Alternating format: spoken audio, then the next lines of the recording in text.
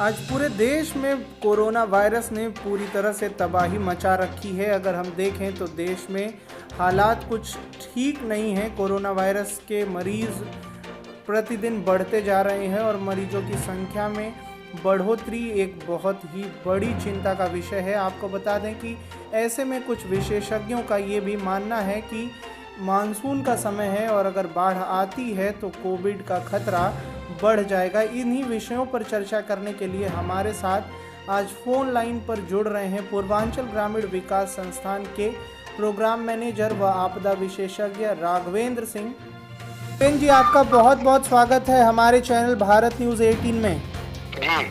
राघवेंद्र जी, जैसा कि हम देख रहे हैं कि देश में कोरोना के तो मरीज़ निरंतर बढ़ते जा रहे हैं, जो एक चिंता का विषय है। ऐसे में विशेषज्ञों द्वारा ये भी बात कही जा रही है कि अगर बाढ़ आती है तो कोविड के खतरे बढ़ेंगे।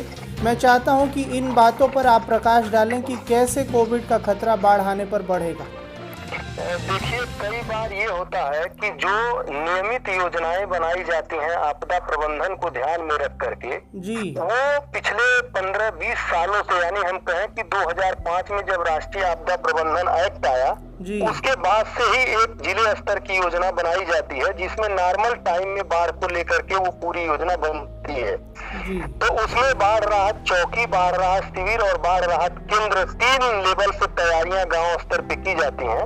और उसमें अगर हम देखें बाढ़ राहत शिविर को, तो बाढ़ राहत शिविर बनाने का मकसद ये होता है कि अगर आसपास के एरिया में बाढ़ आती है तो वहाँ के लोग विस्थापित होकर के उस शिविर में शरण लें और उस दौरान वहाँ पे community kitchen, toilet, safe drinking water, hygiene, ये सारी व्यवस्था या फर्स्ट एड की व्यवस्था, सारी चीजें की जाती हैं। अब आज कोरोना के माहौल में अगर ये देखेंगे कि 8-10 गांव के बीच में एक कोई स्कूल है जिसको बाढ़ राहत शिविर के रूप में चिन्हित किया गया है जिले स्तर की आपदा प्रबंधन योजना में। जी राघवेंद्र, तो इस कोरोना के दौरान अगर 8-10 गांव के लोग उसी एक स्कूल पे इकट्ठा हो जाए तो आप देख सकते हैं कि 15 से 20 हजार का पॉपुलेशन उस एक स्कूल में कैसे सोशल डिस्टेंसिंग 2 मीटर का कर पाएगा। जी बिल्कुल। और मुझे भी ये लगता है राघवेंद्र कि अगर एक साथ इतने लोग इकट्ठा होंगे तो जो सोशल डिस्टेंसिंग की बात हो रही है वो पूरी नहीं हो पाएगी और खतरा कहीं ना कहीं तो बढ़ेगा ही।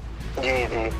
और एक चीज और है कि अगर ग्रामीण स्तर से आप देखेंगे तो बहुत सारे गांव ऐसे हैं कि जो बाढ़ की वजह से महरूम हो जाते हैं और फिर गांव के लोग अपने निजी कार्यों के लिए या जानवरों के चारा के लिए उस गांव से बाहर और बाहर से गांव में दिन भर आने जाने का जो तांता होता है वो नाव के द्वारा लगा रहता है।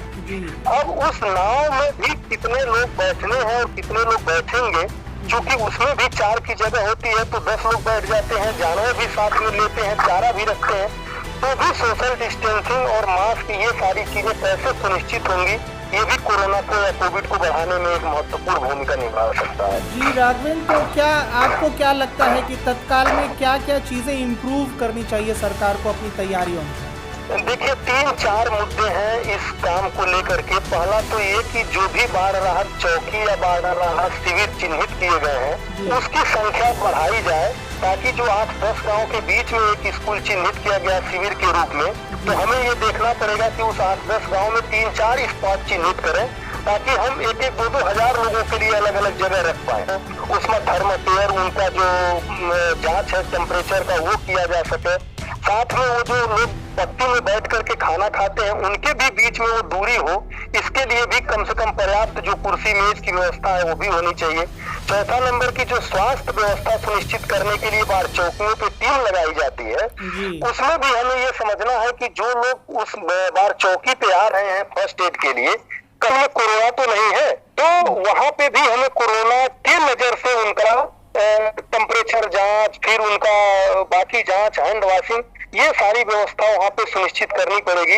वरना बाढ़ के दौरान अगर एक भी व्यक्ति संक्रमित पाया गया तो उस बड़े हिस्से को प्रभावित कर सकता है जहाँ पे लोग विस्थापित होकर के 60 हजारों की संख्या में रह रहे हैं। जी बहुत बहुत धन्यवाद राघवेंद्र जी, ये जानकारी देने के लिए हमारे चैनल के माध्यम से। तो देखिए, अभी ये पूर्वांचल ग्रामीण विकास संस्थान के प्रोग्राम मैनेजर व आपदा विशेषज्ञ राघवेंद्र सिंह ने ये जानकारी साझा की है और बिल्कुल ज़रूरत है कि सरकार जो है योजना बनाए और इस बार व्यवस्था में थोड़ी बढ़ोतरी करके कोरोना के भी खतरे को रोकने का प्रयास करे।